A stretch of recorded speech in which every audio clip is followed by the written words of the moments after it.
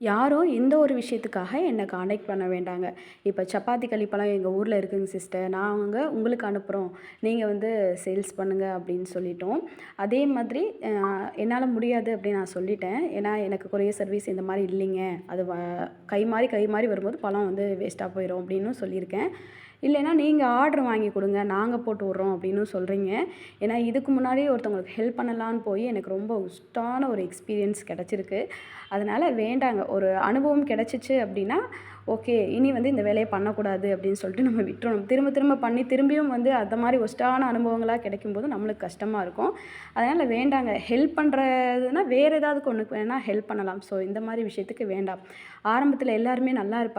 போக போக அவங்க அப்படியே மாறிருவாங்க. எல்லாரோட குணங்களும் அப்படிதான்.